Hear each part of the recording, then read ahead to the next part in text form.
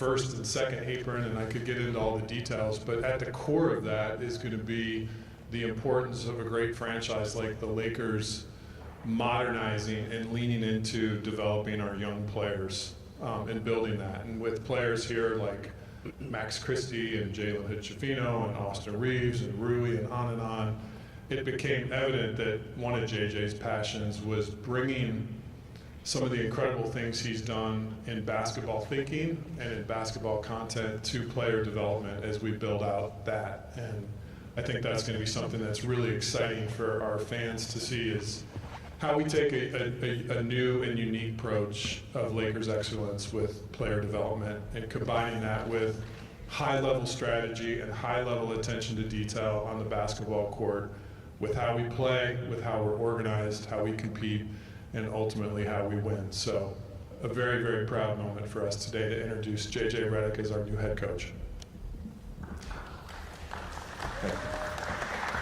Thank you. Rob, I appreciate it. This process has been surreal, to say the least. One of the things that kept coming up during the process with Rob, we kept talking about the word gratitude. And I think that's where I'll start, is just feeling so grateful for Rob, Jeannie, the entire Lakers organization for entrusting me in this position. And I take this responsibility very seriously. I have never coached in the NBA before. I don't know if you guys have heard that. My motivations for doing this, it starts with a very simple foundation of service. I think about the greatest moments, especially towards the end of my career, was about helping players. And so it starts with the desire to serve players, to serve the Lakers organization, to serve our fans. It's also about competition and performance, collaboration, leadership. These are the things that drive me. And they will all be important as I build out my staff, as we think about the people we want to draft and get in free agency, and as we think about player development. It's all about those things. When I think about the NBA today, you know, the game is evolving, and it's evolving fast. And one of the things in coaching that I think you have to be is adaptable. You have to be adaptable to your roster.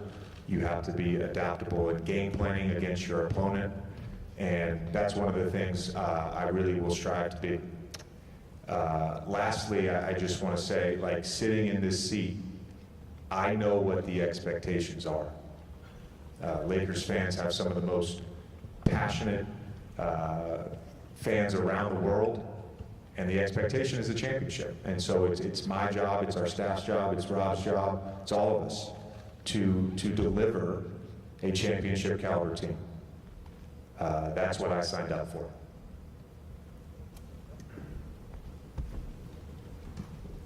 Hey, JJ, Mike Trudell with the Lakers and Spectrum Sportsnet. Amongst the things you were alluding to, just your personality, the competitiveness, Rob spoke about this, that drive. As a player, did you start to think about head coaching in that context, like the closest that you can get to fueling that, finding that competitive fire, and did that drive you at all towards this Lakers position? There were certainly coaches that I had throughout my career that would say, you're going to coach someday. Doc was probably the first one that did that, but it was really when I was in Dallas at the end of my career, and I was hurt for most of those 2.5 months. I didn't play a lot.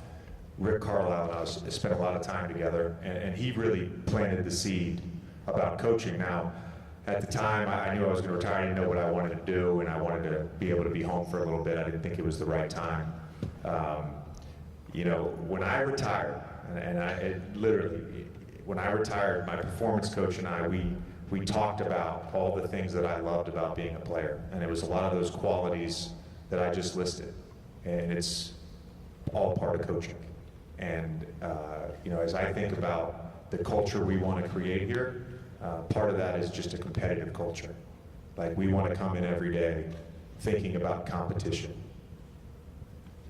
JJ, Jim Hill, KPL 9 News, congratulations. You mentioned what you learned from Doc Rivers. What's the most important thing you learned from Doc that's going to help you to make an adjustment into the NBA with no previous head coaching experience? The most important thing I learned from Doc, it's interesting because I probably took something from every coach that I ever played for. Doc was such a good motivator. And one of the things that I think he is particularly good at is creating a vision, communicating a vision, and then getting you to buy into that vision day after day. Now, those Clippers teams, we didn't reach our ultimate vision, unfortunately, but that's something that he was always so great at. He's an incredible communicator. Welcome, JJ. Rob, good to see you. If I could ask one of you both. Rob, obviously in today's media landscape, the twists and turns of a coaching search kind of become public fodder.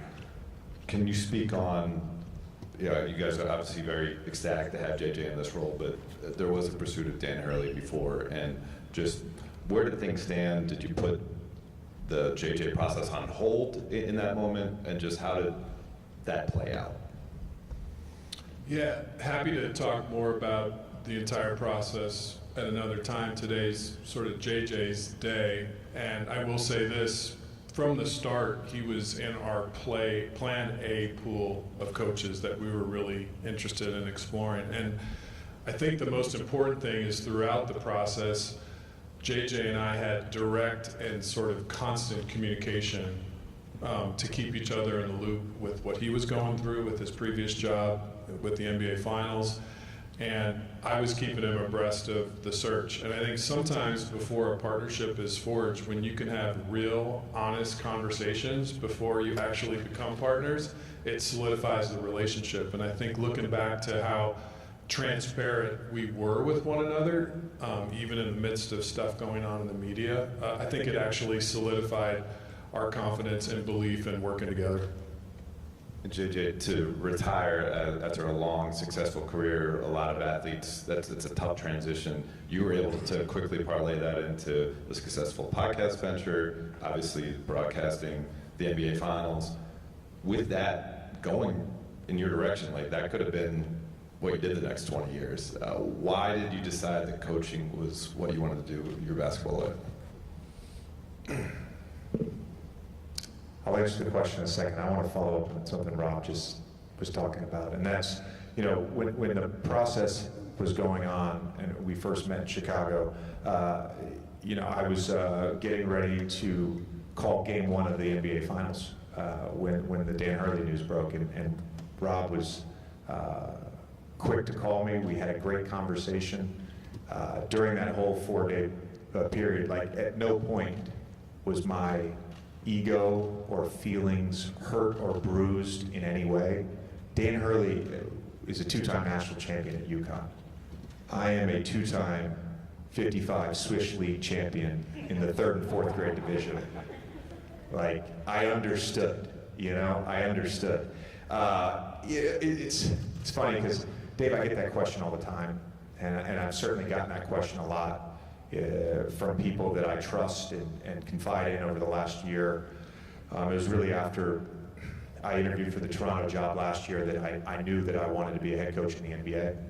And so the last year, I spent a lot of time talking to coaches, talking with GMs, picking their brains. I am very fortunate that I have a small circle of people that are currently working in the NBA that I am friends with, that I can confide in, that can help me. And the further I got into those conversations, the further I got into my own sort of journaling about coaching, thinking about it, envisioning it. Rob and I talked about this a ton. I just felt like this is what I'm supposed to be doing. I mean, I brought it up, like, I have 0 coaching experience in the NBA, but I would argue that I'm very experienced, and it started 22 years ago when I went to Duke, and I got to play for Coach K for 4 years, spent 15 years as a player. Honestly, the last of the late stage of potentially LeBron's career with the transition into whatever's next? I think the first thing is with any player, Anthony Davis, LeBron James, Austin Reeves, any player on the roster, I can have a vision for how I want to use them, but there has to be buy-in and collaboration, right? So I can sit up here and tell you how I would like for them to play, but if there's no buy-in, then it doesn't really matter. So I think part of the next 2 months, and I know those guys are going to be busy with Team USA, part of the next 2 months is just having conversations. And Anthony and I already had a conversation a week ago about some ideas, both offensively and defensively, and I think both of us felt really comfortable going forward with that sort of as the base starting point of how he's going to play on this team. And you know, one of the things I brought up with him is just the idea of him as a hub. There's a bunch of guys at the 5 position in the NBA that sort of operate in that way, and I don't know that he's been used in that way and sort of maximized all of his abilities.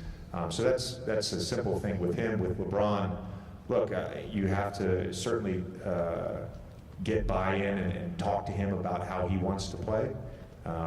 You know, him and I joked about this, but like, he shot over 40% from 3 this year. Like, I want him shooting threes. He's going to have his 3 or 4 bursts every game where he gets out in transition and does things that no one at his age should ever be able to do, but he does it. It's really just figuring out in the half court, putting him in different spots, both as a scorer and a facilitator. That'll be part of the conversation over the next couple of months. Yeah, I think first we want to respect and honor LeBron's ability on June 29th to make a decision about his contract. He has a player option, as we all know. So definitely we'll give him that time to go through that decision. But I will say, if he does return to the Lakers, the proof of concept in having 2 all-pro players as the core pieces of your team has worked for us to the highest level, of course, in 2020. But if those 2 players are at the core of what you're building, we like our chances. And of course, we'll continue to have conversations as we approach free agency here in the next week or so of how we want to tweak or make roster changes to put ourselves in a competitive position built around those 2 players. Hey Rob, JJ over here. Jovan Buha with The Athletic.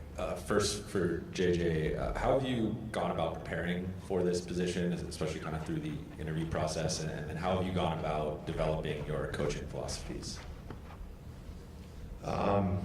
Again, it goes back to sort of how I answered Dave's question. You know, some of my coaching philosophies lie in the different roles I've had post-retirement. I think a big thing for me is you have to look at your roster, and then you have to figure out how you can create margins with that roster. And this roster, you know, let's say last season, they did a good job of not fouling and getting to the line. They did a good job of creating a margin with fast break points and points in the paint. You know, when I think about that with this team, it was like, how do we generate good threes? How do we generate more of that? Defensively, how do we scheme better? How do we turn the ball over less? Like, all these little margins, right? The team was 29th in offensive rebounding percentage. If you look at the trends of the NBA right now, teams that really value possessions are sending guys from the corner. They're not worried about getting 3 guys back. I mean, when I played, you were either a go guy or a get back guy. I think giving players the freedom, especially from the corners, to crash is huge. You can create a margin there. That all came from just analyzing the game over the last 3 years. You know, philosophically, culturally, again, those are all based on experiences. You know, when I think about culture, again, the foundation of it has to be competition. There has to be joy in it, though. Like, the pursuit of greatness can't be miserable. Every day that somebody walks in this building, they have to enjoy it. I think part of being a coach, right, is like, can I maximize each player? That helps maximize the group. And does everybody in the building, not just the players and staff, does everybody in the building enjoy coming to work every day? That's sort of on me to create that culture. And then one for Rob. As of Wednesday, you guys will have access to your 3 first-round picks. Have you thought, or I guess, what can you share about how you potentially might use those? Are you thinking maybe something bigger move, a couple smaller moves? How are you thinking about building the roster over the next week or so? Yeah, I think JJ hit it on the head when he said our goal is to build a team that compete for championships. You know, whether that's in the short term or the long term, we always have to balance those two things. And I do think in this system, as I opened, some of the trades are more difficult, especially if you have a second apron team and a first apron team. There's a chance we'll be in the first apron. The trades are less prevalent than they used to be. So will we look for trades that help us become a better team? Absolutely. Are those trades, do they have the same probability that they did under the old system? No, it is a different system. So we've got to be mindful and thoughtful around that. And I do think, as I stated at the beginning, part of the road to a really, really good team, and you can look around the landscape of the league right now with many young teams doing really, really well, is going to be lean hard into that player development piece. And of course, part of that is drafting the right way. We've had a great track record here of drafting good players and developing them, and we're going to continue on that path as well. So that's not a yes or a no. If the perfect trade comes along and we can use picks to make it and win a championship, yeah, we'll do it. Is that trade going to be there? I don't know. It's harder in this system to find perfect trades. JJ and Rob, Kobe Price, Southern California News Group. Got one for both you guys, but first, JJ, kind of a two-parter. Do you plan on coaching in both summer leagues? And how is the process of putting together a coaching staff come so far? Are there any names you can, I guess, tell us that you're targeting or bringing on? No names for you. We've certainly discussed the names, but no names for you yet. Yeah. Summer League is certainly on the table. We have talked about this. There's a few factors, and we'll just sort of make the decision at the time, but I'll be heavily involved in Las Vegas. Our understanding, at least right now, is we'll still be doing a lot of free agency work here during that first part in Sacramento.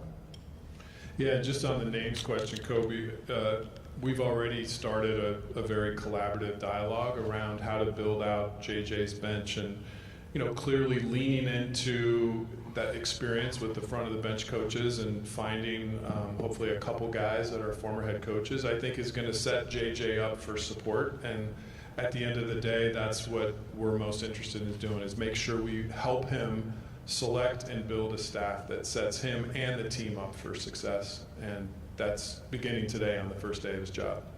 And then Rob, one for you specifically. Obviously, JJ and LeBron, they have had a podcast going since March. Even if it wasn't direct conversations with LeBron, how, if it did that podcast factor into the process of the interview and all of it?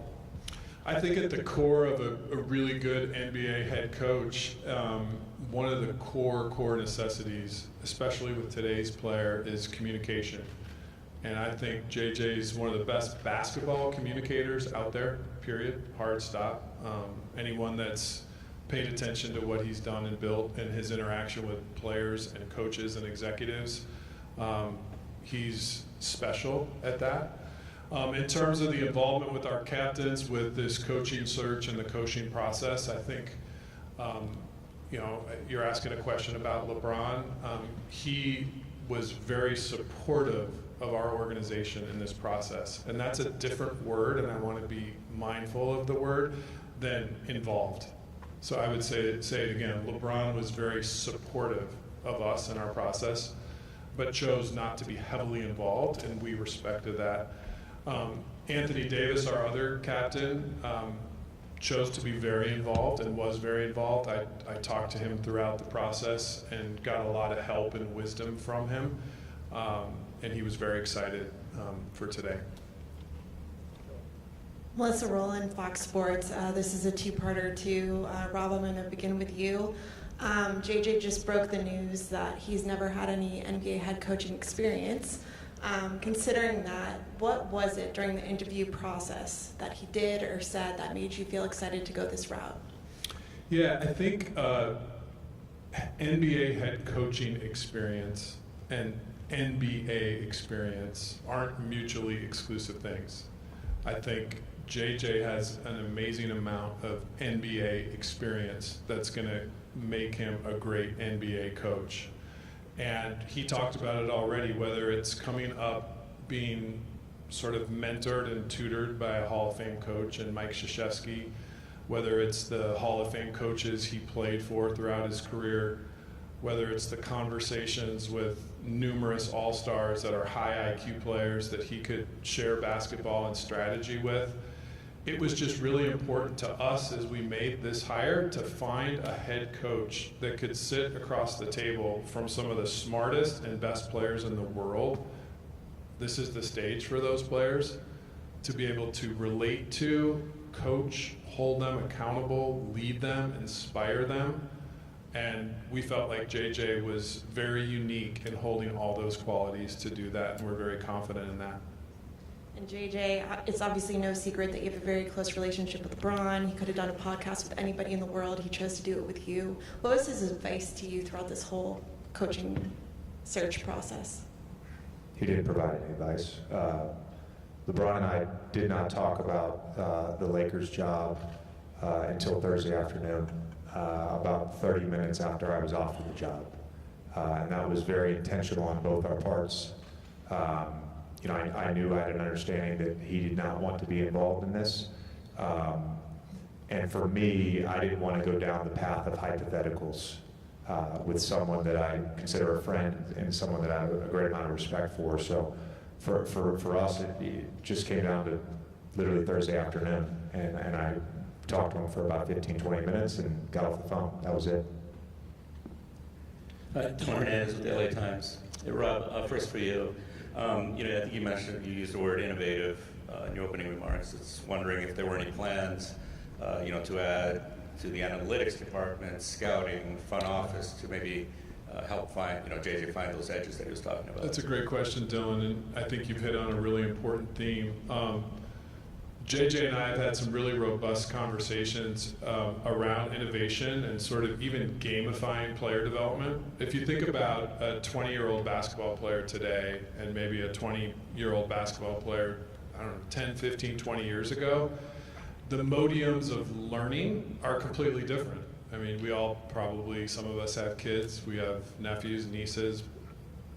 Kids and athletes are learning in new and innovative ways. So we've talked about how do we translate Coach Redick's offensive system to an app-based or a phone-based deliverable, where players can be buying into a philosophy and learning it in a way that meets today's young player. And I think innovation's got to be at the core of that. We have a vision for, to your point, of hiring out his support staff in sort of this tech, you know, bullpen way of getting innovative minds to help bring his basketball strategy and bring his basketball philosophy to life in a way that our players can grasp it, learn it, and actually grow their basketball IQ. I think there's no one in the room that would argue that JJ is not one of the highest basketball IQ players and thinkers in today's game. How do we now take that and deliver it to our players? That's our goal here, and something we're really, really excited about. JJ, hi, over to your left. Hi, I'm Kyle Krasker with Fox LA. Congratulations. You mentioned in your opening statement that this expectation here is a championship, and that is what you signed up for. Lofty goals, obviously. How do you manage those expectations, and do you think that they are reasonable expectations in the short term? To answer the second part first, yes. I think they're reasonable. I don't look at the current roster as being that far off from a championship caliber team. In terms of managing expectations, I think in life you just got to embrace things. You know, you just really have to embrace things. You don't run from it. If you need to talk about it, you talk about it. You know, there's not a player, I never played with players in the NBA who were like, you know what, this year's not the year. I don't think we can win a championship. Now, the expectations here are certainly different. And as we sort of build out the culture, one of the things, and Rob and I have talked about this, you have to let go of outcomes. You just do. It has to be about the enjoyment and embracing the process. And if the Los Angeles Lakers on day one get better every single day, I'm very confident that come April, we will be a championship caliber team. You still have to have a lot of stuff go right. You can't have a lot go wrong. That's every single championship team. Just acknowledge that, right? But I think it is more about loving the process of getting better, the power of the group. If you look at the NBA now, and Rob is talking about the second April, look, if you look at the NBA right now, the group matters more than ever. You certainly need the stars, but the group matters more than ever. You need 6, 7, 8 guys who can play minutes deep into the playoffs. The Boston Celtics, the Dallas Mavericks, the Pacers, the Timberwolves. It wasn't about the individual. It was about the group. JJ and Rob, good to see you. Mark Medina, Sports Key, the Sporting Tribune. JJ, when it comes to accountability, what do you think that looks like when you're managing LeBron, AD, and the rest of the roster? I think it's about establishing the standards early on. I think it's that simple. We just talked about expectations for a championship. What do you expect from me? What do I expect from you? Let's have that dialogue. Let's establish what the standards are day to day. It's as simple as that. I talk about, maybe not publicly, but I talk about conflict all the time because in the NBA, conflict exists. It's a natural thing in a competitive sport. The sport is conflict, right? Throughout an NBA season, it's okay to have internal conflict, right? I think you have to go about confronting those conflicts and holding people accountable, right? Confrontation to me is about conflict resolution, conflict avoidance, and being direct, being open. That's how you have to do it, but it starts with just a very simple baseline standard of what we're expecting of each other. JJ Ramona, Shelburne, ESPN. You mentioned something earlier that kind of caught my ear and how you journaled about coaching. I think that's interesting, is journaling, right, and how you get to there. And I was wondering, what did you write down? Where did you get to this place where this is the job that you wanted, right? You could have had another job a couple times ago. You've interviewed for other ones. You could have waited and stayed with it on our side of the business for a while, but you chose the Lakers. So what was it about this job, and how did you get to that process? This job was about the Lakers. This job was about the Lakers. And it was about LeBron James, Anthony Davis, two of the greatest players ever. I've been able to do some incredible things in my life. I really have. Rob knows this. Monday night, I called Game 5 of the NBA Finals. Thursday, I'm in Cameron. One of my sons is playing at Duke camp in the practice facility. The other son is in Cameron Indoor Stadium. And I'm on the phone with Rob and Jeannie, committing to this job in the Duke Hall of Fame room. I've gotten to do some amazing stuff in my life, right? This might be the best. And when I think about this job in particular, it's not just about getting the job. What I wanted to do was do the job. I wanted to coach the Los Angeles Lakers. And so that was where I landed on pursuing this versus potential other opportunities. JJ, 20 years ago while you were at Duke, the Lakers tried to pry Mike Krzyzewski away from Cameron Indoor to be here. What did Coach K tell you in regards to maybe looking back at that, or just this job opportunity in general? Yeah, Coach has, since 2004, has had a great relationship with the Lakers and the Buss family. He was very complimentary of the organization.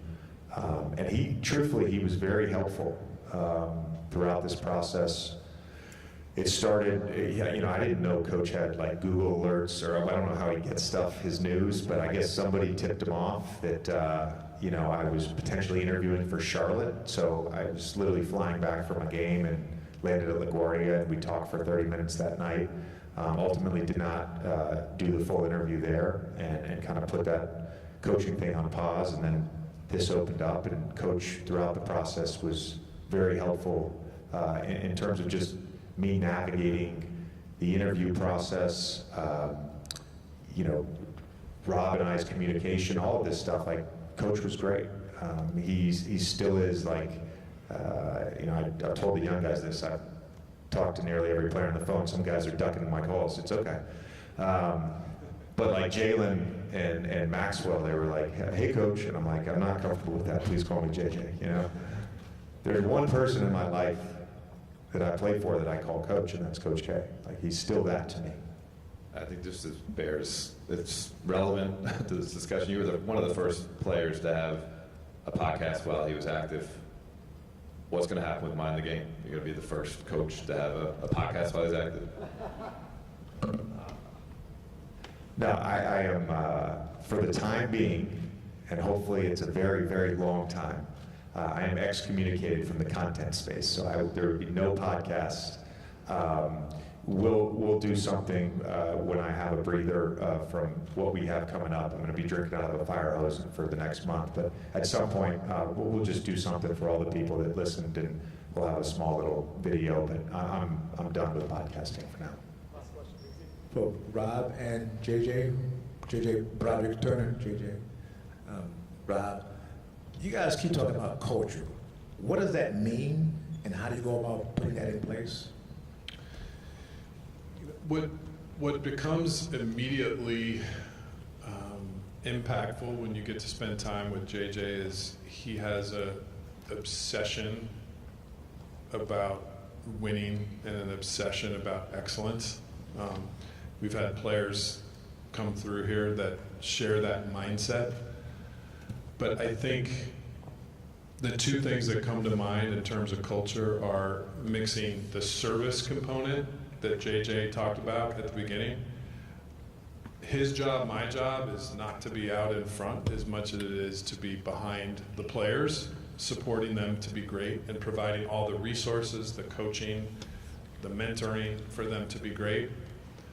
And then just obsessing about the details to get to a place of excellence and to get to a place of winning. I think that combination of those two divergent things is really important to our championship culture here. I'll be very simple in my answer. Like, to me, culture is very simply two things. It's how a group interacts with each other, and it's the things that a group prioritizes. And so, as the head coach and as the GM, like, along with the players, we have to determine how we're going to interact with each other and what we prioritize. And it's all those things we talked about. Thanks, everyone. Mitch, were there a couple people that didn't get a chance that we want to? I'm more than happy. I know you guys traveled a long way to get here.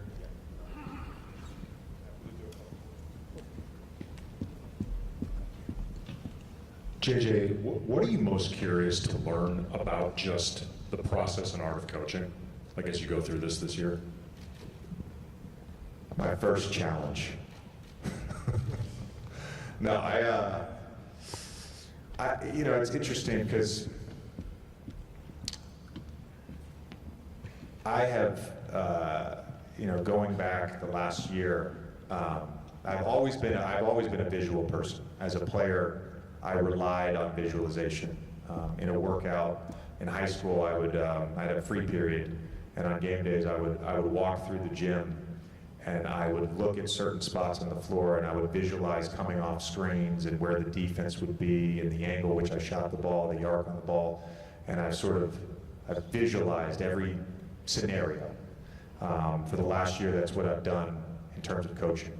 And the fun part, I think, for me is just going to be actually having that become reality and learning. I consider myself to be someone who has a high level of curiosity and a love of learning. I'm not going to be perfect. I know that, right?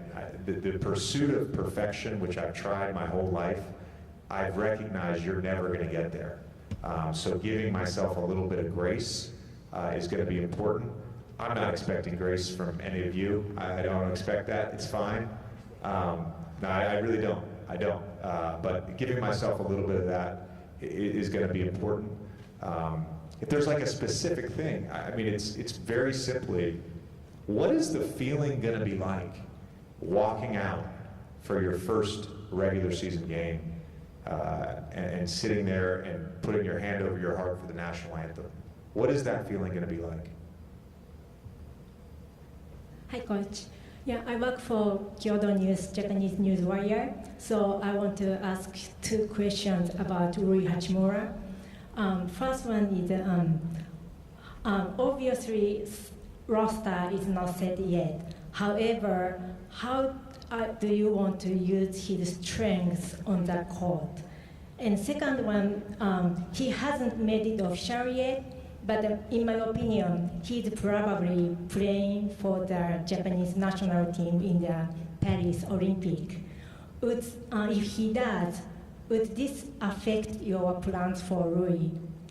I'll start and then we had the privilege this morning of being able to have some time with Rui. He was in the facility, and super excited to watch JJ coach him. And he did share with us, and I'm sure he'll have his own news, that he's thinking through the Olympics, and hopefully there'll be good news there. But it was great to sit upstairs with him earlier today, and he's going to have a great summer. Yeah, I thought he had a fantastic year last year. One of the things, and maybe I should have mentioned this to Ramona's question, but beyond just the Lakers and LeBron and Anthony Davis, I'm excited about some of the younger guys on this roster and helping them. I had great conversations this weekend. 2 that I had that I loved were my conversation with Austin and my conversation with Rui. And, I think for him, in terms of how I envision sort of him on this team, like, I want him shooting more threes. So that's a big part of it. I brought up the offensive rebounding. I think he can really become an elite offensive rebounder. As we sort of build out our offensive system and how we're going to play, when we start incorporating movement and cutting, Roy can be an excellent cutter, and part of that is because we're going to manipulate screening angles. He's going to get mismatches, and he can really score at the basket if he has smaller players on him. First of all, Eric Pincus with Bleacher Report. Thank you, Rob, for a little bit of extra time. Just want to ask the coach here. You mentioned visualization, and coaching is a lot about details. Have you visualized how you will build out those chops of rotation management, end of game management, clock management, load management, like series management, everything that goes into those little details? And do you have a philosophy, a plan? Obviously you don't have the first-hand experience doing it yourself. You've been around it, you've experienced it through other coaches, and will that be something you rely on heavily with support from your bench? Yeah, again, going back to just collaboration, like, this is all going to be a really fun part of this summer over the next couple of months leading into September, is thinking about all those things, right? Once the roster is set, rotations, game management, load management, all that stuff. I think a big, and I told Rob this in Chicago, this is like a big thing for me, is just my relationship and communication with analytics and my relationship and communication with performance.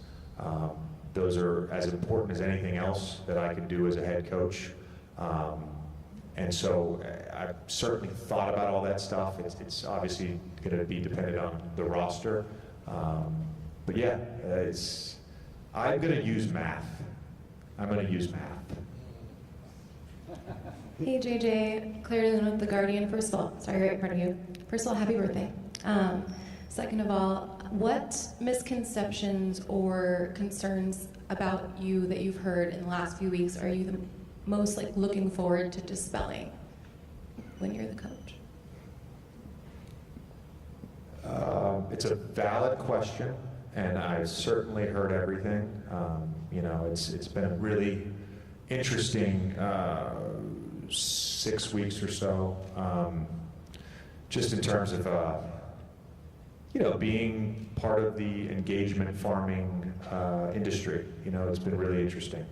However, I don't really have a great answer for your question because I really don't give a fuck. Honestly, I want to coach the Lakers. I want to coach the team. I don't want to dispel anything. I don't. I want to become a great coach in the NBA, and I want to win championships, and I want my players to maximize their careers. That's all I fucking care about. Hey Coach, Timothy Parker, Spectrum Networks, Los Angeles. I talked to Ryan Hollins about you. He said you were very meticulous in your preparation and said you had one of the most cleanest lockers too. How does that translate into being a head coach, from a player to a head coach, that same meticulousness? Yeah, look, I'm sure there are coaches that have a certain level of OCD like me that have been super successful. I'm sure there's coaches that are messy that have been successful. I don't think there's a perfect sort of personality to be a coach. I have to be me, though. You know what I mean by that? I have to be me. For me to be a good head coach, I just have to be me. I trust in who I am. I know what my weaknesses are. I don't know all my blind spots as a head coach, let's be honest. I don't, because I haven't done it yet. I know what my strengths are. I'm confident in myself and who I am. And if the OCD helps at all, great. It'd be fantastic. I would love it if I could walk in the coach's locker room and everybody's just as dialed in as I am with just how compartmentalized the locker is, but it's okay if it's not that way. Hey JJ, Jim Alexander from the Southern California News Group. Welcome back to LA, by the way. With all the experience that you've had in various facets of this game, are you anticipating if there's going to become something, there's going to have something come up this year that you're going to say, oh boy, I didn't see that coming? And how do you handle that? Yes. It wasn't that question, was it?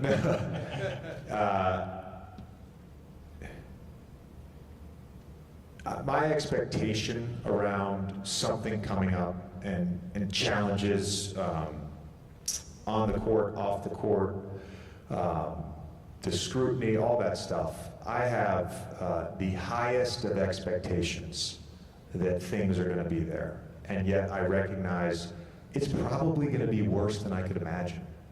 And in terms of how I would handle it, look, I don't know. What's the situation, right? What's the situation?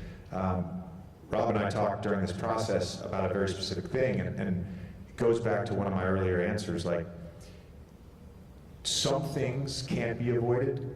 Some things I think can be avoided if you set those standards and expectations early. And so when you get to game 60 and something happens, you've already sort of built in the system for how to deal with that.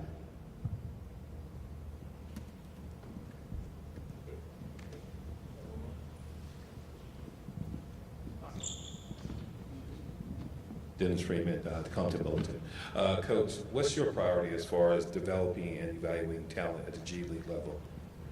Yeah, we definitely talked about that during the process, and I think one of the things that we discussed different hypotheticals, of course.